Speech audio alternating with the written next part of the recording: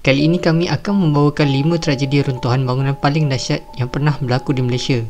Sebelum kita mulakan, bantu kami dengan share dan subscribe Mindapedia Channel untuk kandungan-kandungan yang menarik di masa akan datang. Stadium Sultan Mizan Zainal Abidin, Jun 2009 dan Februari 2013. Pada 2 Jun 2009, sebahagian bumbung utama stadium ini runtuh. Akibatnya hampir 50% daripada strukturnya musnah dan terpaksa ditutup untuk kerja pembersihan serta baik pulih. Antara punca keruntuhan ini ialah penggunaan bahan binaan dan kualiti kerja yang tidak mengikut spesifikasi semasa pembinaannya. Siasatan lain membongkarkan reka bentuk bumbung yang tidak memadai serta kawalan kualiti juga tidak dilaksanakan di tapak projek. Pada 20 Februari 2013, bumbung Stadium Sultan Mizan yang masih dalam proses pembaikan runtuh buat kali kedua. Kejadian itu mencederakan 5 orang pekerja tempatan. Runtuhan itu melibatkan sebahagian daripada struktur besi bumbung tersebut yang dianggarkan sepanjang 137 meter. Kos pembinaan stadium ini adalah sebanyak 292.9 juta dan siap dibina pada Mei 2008. Proses pembaik pulihan stadium itu dilaporkan menelan kos perbelanjaan sebanyak 15 juta ringgit. Jambatan kedua Pulau Pinang, Jun 2013. Tanggal 6 Jun 2013, sebahagian daripada jambatan kedua Pulau Pinang di Batu Maung yang masih dalam pembinaan telah runtuh. Bahagian sepanjang 30 meter itu runtuh dan menghempap sebuah kereta. Kejadian itu merenggut nyawa 4 orang yang dipercayai berada di dalam kereta yang lalu di atas jalan di bawah struktur itu. Majlis pembukaan jambatan kedua Pulau Pinang telah dirasmikan oleh Datuk Seri Najib Tun Razak pada 1 Mac 2014 dan dinamakan sebagai Jambatan Sultan Abdul Halim Muazzam Shah bersempena Yang di-Pertuan Agong ke-14. Jambatan Sultan Abdul Halim Muazzam Shah ialah jambatan terpanjang di Asia Tenggara.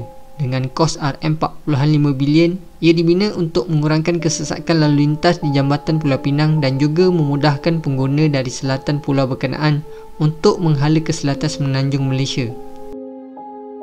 Jaya Supermarket, Mei 2009. Bangunan Jaya Supermarket di Seksyen 14 Petaling Jaya di negeri Selangor tiba-tiba runtuh pada 28 Mei 2009 sekitar pukul 5 petang sebelum sempat dirobohkan secara sempurna. Ketika itu terdapat 5 jentera berat di bangunan setinggi 6 tingkat berkenaan.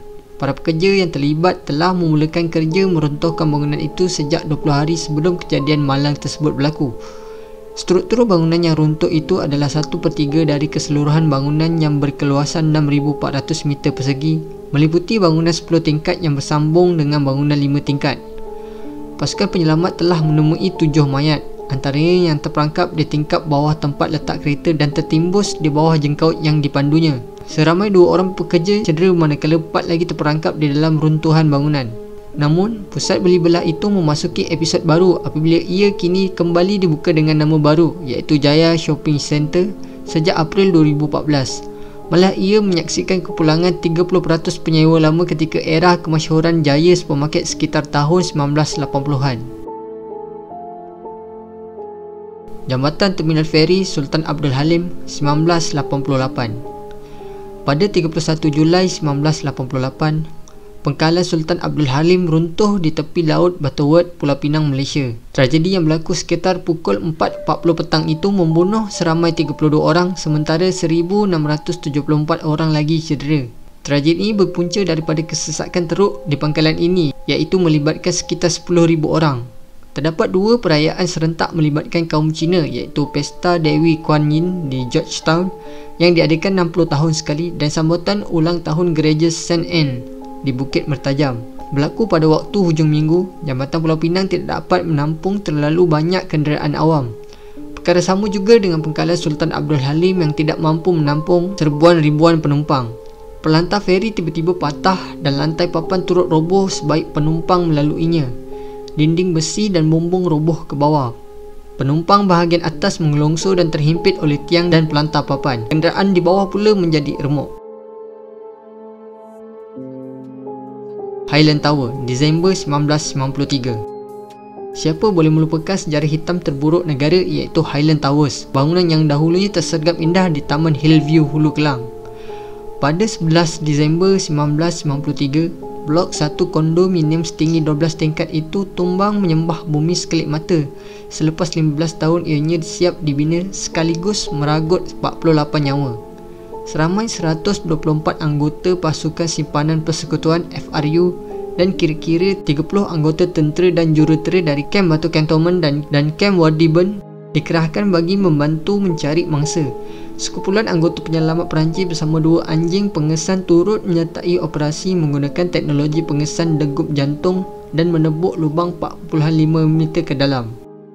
Keretakan serius yang berlaku di atas jalan raya sekitar kondominium telah dikesan oleh penghuni sebulan sebelum runtuhan tersebut berlaku. Malah, pelukis pelan Highland Tower dikatakan tidak mempunyai kelayakan bagi bangunan setinggi 12 tingkat. Begitulah sebersikit 5 tragedi runtuhan bangunan paling teruk yang pernah berlaku di Malaysia. Semoga kejadian ini menjadi pedoman untuk kerajaan memperbaiki lagi sistem yang sedia ada supaya kejadian yang sama tidak berulang semula. Teruskan menyokong Mindapedia, support kami dengan subscribe channel ini. Terima kasih.